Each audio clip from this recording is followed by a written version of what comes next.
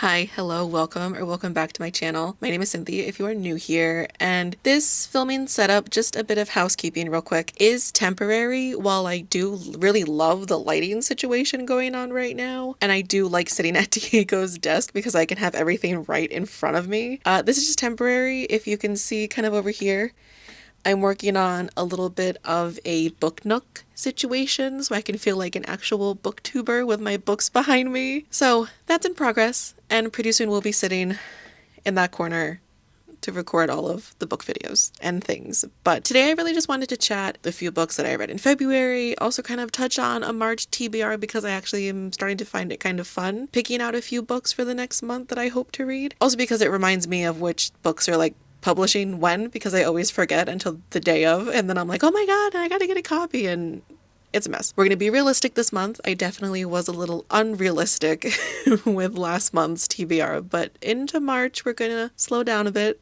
and be a little bit more realistic about how much I can read.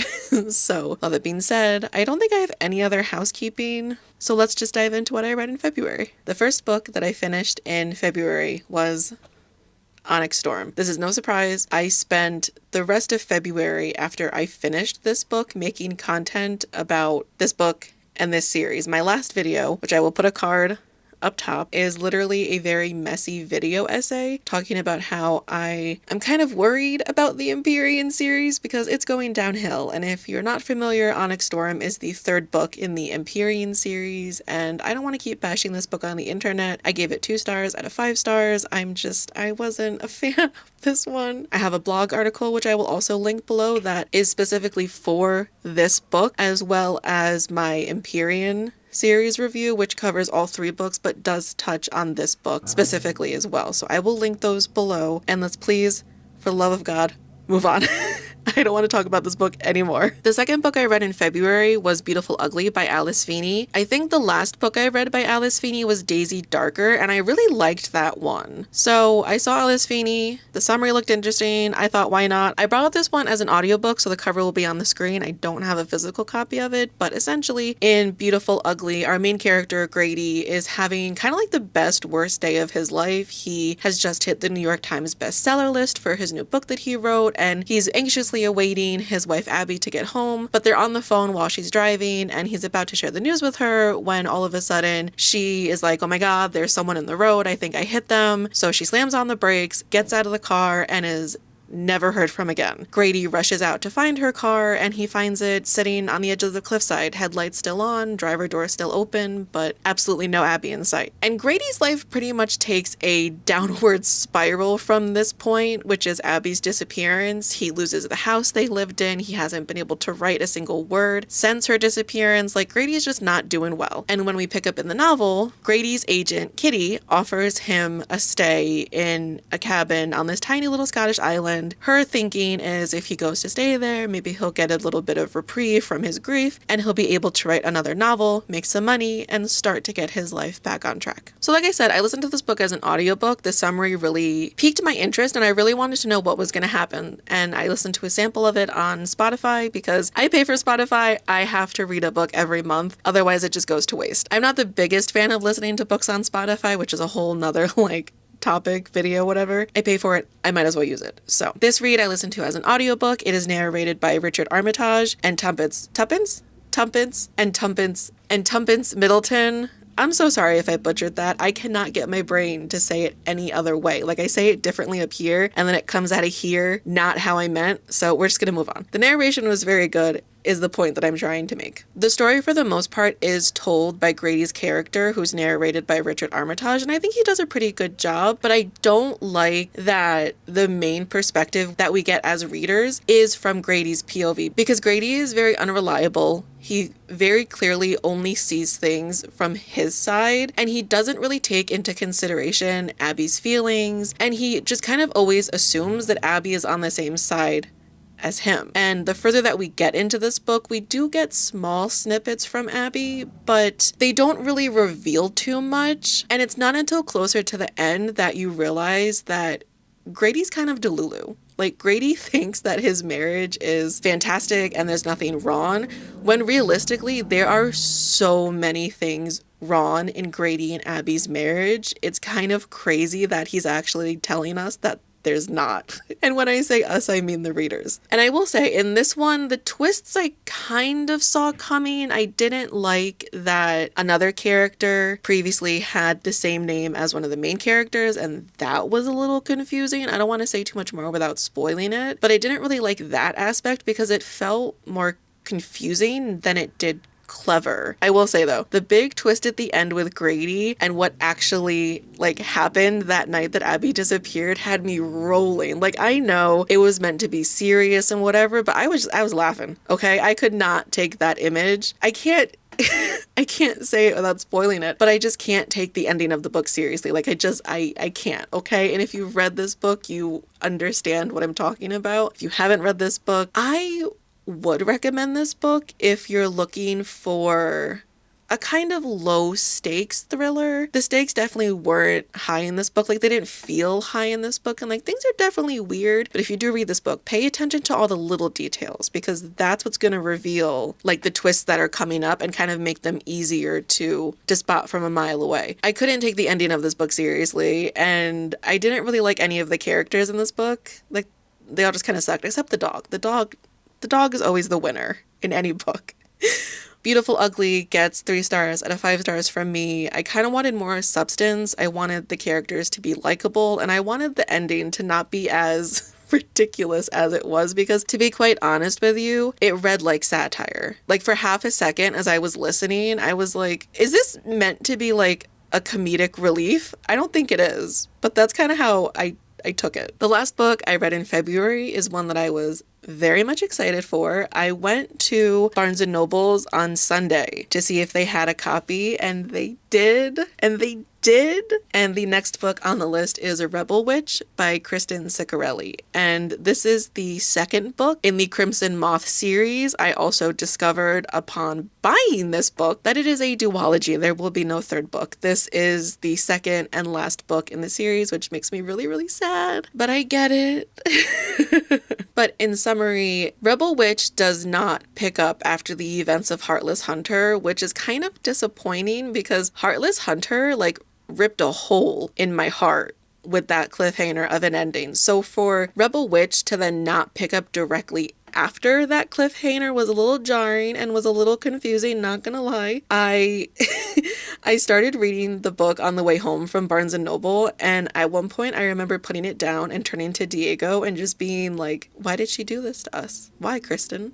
Why? Also, in 2025, I am supporting calling authors by their first name.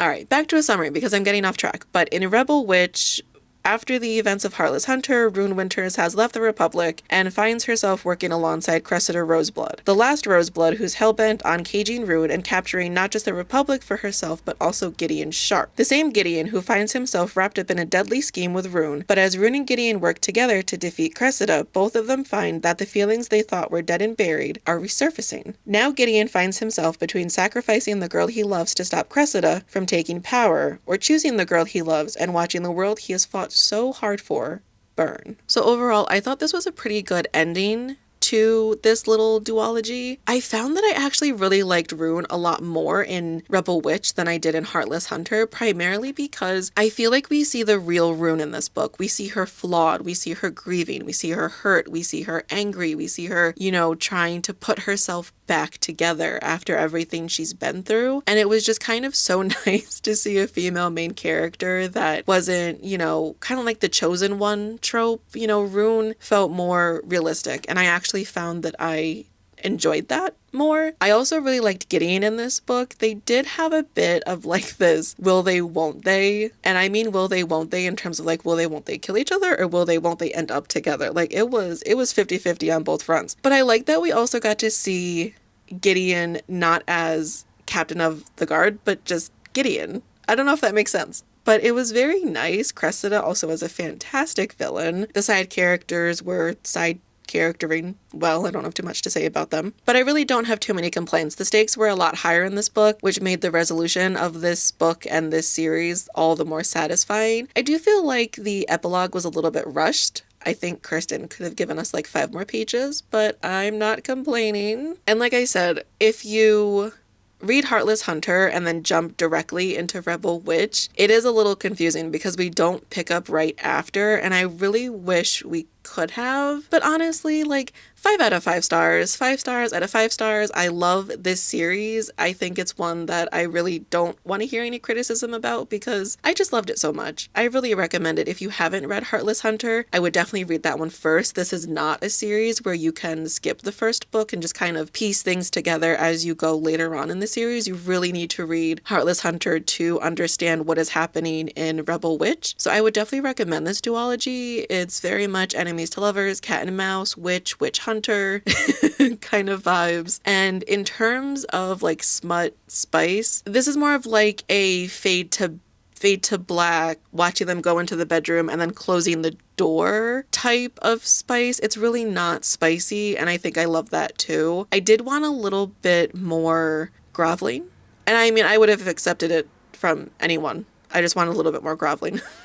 But 5 stars out of 5 stars. If you haven't read the Crimson Moth series, definitely consider picking it up. And both books are out now, so you don't have to wait the agonizing amount of time that I did between Heartless Hunter and Rebel Witch. I don't remember how long that was, to be honest with you. Probably about a year. They're both out now, so go read them. I do know Heartless Hunter is on Kindle Unlimited. I do not know if Rebel Witch is. I'll have editing Cynthia jump in a moment and let you know. But if you haven't read these books, read them. So now we are on to my March TBR, March hopefuls, the books that I would really like to read next month. We are being far more realistic this time around than I was last time because, like I said, I don't really like doing the TBRs because it's very hard for me to stick to them. And a lot of times when I'm looking for like a book that I want to read as an audiobook, I find that I don't like the narrator, and that kind of throws a wrench in my plans as well. But currently I am reading Crown of Midnight by Sarah J. Maas, and I'm not gonna lie to you, I am struggling with these early books. I am like dying for them to get to the point, but I'm pushing through. I'm almost at the halfway point, I guess you could say. I think I'm maybe like 35-40% in. Things are starting to happen. It's a little slow still, but I'm just pushing through because I know they're gonna get better, and I know that